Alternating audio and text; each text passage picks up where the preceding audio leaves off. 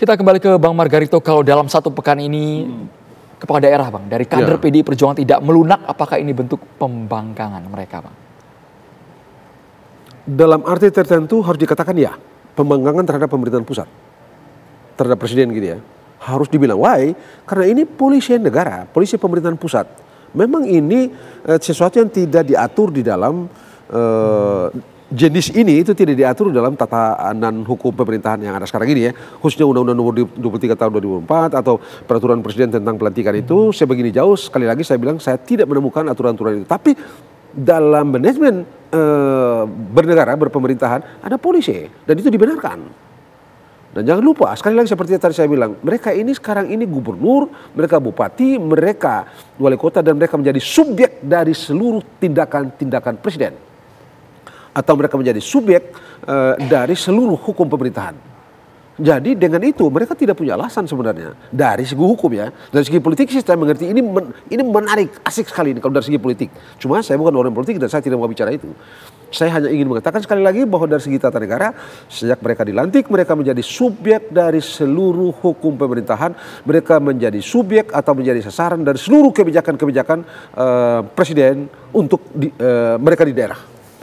Dengan dasar itu maka secara hukum tata negara tidak ada alasan sedikit pun mereka tidak tunduk pada kebijakan ini dari segi tata negara gitu. Jadi harusnya mereka satu tegak lurus sama eksekutif, sama presiden. Mereka harus tegak lurus pada presiden, harus tegak lurus. Jangan lupa mereka di Undang-Undang Nomor 23 Tahun 2014 misalnya tentang pemerintahan daerah itu, gubernur itu clear disebut sebagai wakil pemerintahan pusat.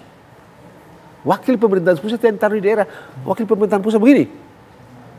Begitu ya, jadi itulah maka saya lihat ini ada masalah. Cuma memang harus saya akui sekali lagi seperti yang saya bilang, tidak ada sanksi yang tersedia di dalam undang-undang pemerintahan daerah untuk tindak tanduk seperti ini. Begitu itu ya. Itu yang bisa saya katakan untuk pertanyaan tadi itu. Yang kami miris juga ini kan belum menjalani roda pemerintahan Pak. Nah itu dia. Itu dia kok memulai dengan begini. Meskipun saat ini sudah ada pihak yang diutus, Gubernur Jakarta Pramono Anung sudah diutus oleh partai untuk mengkomunikasikan, menjembatani. Nah tapi nggak bisa karena begini, saya ini orang tata negara ya. Dalam penyelenggaraan tata negara itu bersifat dalam penyelenggaraan pemerintahan dalam perspektif hukum itu instruktif, normatif. Beda kalau relasi antara pemerintah daerah dengan pemerintah gubernur dan bupati itu bukan relasi politik. Itu relasi hukum. Karena relasi hukum bersifat instruktif, bersifat normatif, tidak ada tawar-menawar. Tawar-menawar nih. Begitu kan? Nah saya rasa, tapi saya tidak mau bicara dimensi politiknya atau aspek politiknya, karena itu bukan bisnis saya gitu ya. Yang mau saya bilang, ini agak sedikit perlu ditandai oleh pemerintah pusat dalam hal ini Pak Prabowo gitu ya. Ada tindakan dia yang dalam tanda petik, saya senang dengan ada apa yang Anda bilang, tampaknya ini sebagai membangkang, lalu negosiasi. Bagaimana ceritanya kalau semua kebijakan itu atau sebagian besar kebijakan Pak Presiden Prabowo nanti di daerah itu dinegosiasikan? Wah coba halau Pak, ini negara kesatuan. Negara kesatuan itu yang memegang kekuasaan pemerintahan, melaksanakan kekuasaan pemerintahan di negara itulah presiden. Tidak ada yang lain. Itu negara kesatuan. Yang namanya pemerintah itu presiden. Yang pemegang kewenangan penyelenggaraan kekuasaan pemerintahan di Indonesia sebagai satu negara kesatuan itu presiden. Tidak ada yang lain. Itu sebabnya sekali lagi tadi gubernur itu disebut sebagai Bang Margarito, ditahan dulu Bang. Kita dengarkan konvers dari Wakil Menteri Dalam Negeri Bima Arya Sugiarto berikut ini. Baik, sudah bergabung Wakil Menteri Dalam Negeri Bapak Bima Arya Sugiarto.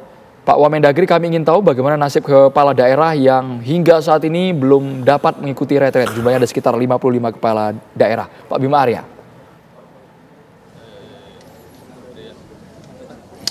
Jumlahnya itu bukan 55, saya koreksi, tapi seperti yang kami sampaikan dari awal, angkanya itu 47 dan sampai sekarang belum berubah. Kami juga menginginkan tentunya bahwa yang belum bergabung itu masih bisa bergabung karena sesi para menteri, para Menko akan dimulai besok. Ini baru saja berakhir sesi Lemhanas, pukul 19 nanti akan mulai sesi dari Ibu Menteri Keuangan Sri Mulyani. Masih ada kesempatan bagi teman-teman yang belum bergabung untuk ikut di sesi malam atau besok begitu ya, di sesi Panglima TNI, ada Kapolri dan ada beberapa Menko begitu. Jadi masih ada waktu untuk mengikuti sesi-sesi penting berikutnya. Apa sebenarnya kerugian jika kepala daerah tidak ikut retreat, Pak?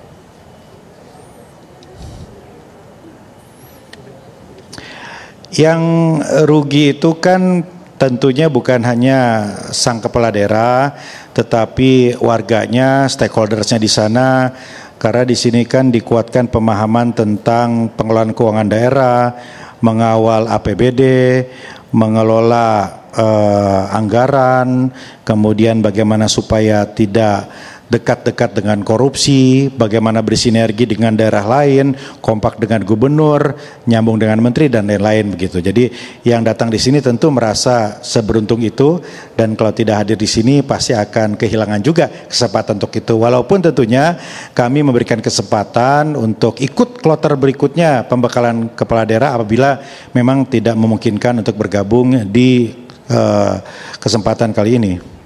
Baik. Pak Wamen, kami dengar juga sudah ada utusan dari PDI Perjuangan yang juga Gubernur Jakarta, Mas Pramono Anung, untuk menemui Kementerian Dalam Negeri. Apakah sudah ada titik terang agar mereka bisa ikut dan diizinkan? Ya, kemarin memang ada Pak Heri Heriawan yang berdialog dengan teman-teman, dan tentunya di sana ada satu kesepakatan ya yang memandang bahwa ya retret ini memang penting di satu sisi, tapi di sisi lain ada dinamika politik yang juga kita hormati dan kita pahami, dan kita tentu berharap akan ada keputusan atau titik temu sehingga secepatnya atau secara bertahap mungkin teman-teman yang belum bergabung itu bisa kemudian bergabung di sini bersama-sama kami. Baik, Pak Bima Arya, saat ini di studio sudah ada Bang Margarito Kamis. Tadi ia mengatakan bahwa ini harusnya sifatnya instruktif, normatif, dan harus dipatuhi kepala daerah. Jika memang sampai tanggal 28, sampai hari terakhir tidak ada yang ikut, apakah ada sanksi buat kepala daerah itu, Pak Bima Arya? Saya kira sudah jelas ya, kami sudah sampaikan apabila tidak bisa mengikuti kali ini, maka harus mengikuti sesi berikutnya. Itu nanti setelah keputusan MK diputuskan begitu. Itu dan atau kalau memang tidak bisa juga silahkan mengirimkan wakil kepala daerahnya. Jadi sikap kami sudah jelas, kebijaksanaannya seperti itu. Jangan sampai yang baik di sini, yang disampaikan di sini ini nggak sampai ke daerah masing-masing. Baik, sepertinya Pak Margarito ingin bertanya langsung, Pak.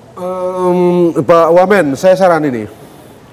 Untuk the next step ini atau the next session gelombang kedua ini ya, saran saya sampaikan ke Pak Wamen, kata Pak Mendagri atau Pak Presiden agar diprakarsai pembentukan, sebut saja misalnya peraturan Presiden atau peraturan Menteri Dalam Negeri yang mengatur tentang ini dan diberikan di situ sifat agak sedikit imperatif.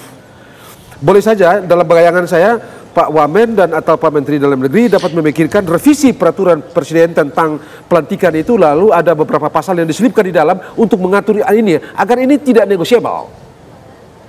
Karena ini tidak bisa dinegosiasikan. Menurut saya ini tidak bisa dinegosiasikan karena ada Pak Wamen kan pernah jadi wali kota begitu ya. Relasi dari segi tata negara, relasi antara pemerintah pusat dan dengan daerah itu relasi yang bersifat instruktif, relasi hukum bukan relasi politik. Kalau relasi politik celaka bangsa ini. Ditanggapi Pak Bima Arya? Saran saya begitu Pak Wamen. Saya tidak sempat memberikan saran kepada Pak Menteri Dalam Negeri beberapa hari lalu. Iya, terima kasih Prof. Margarito. Ya.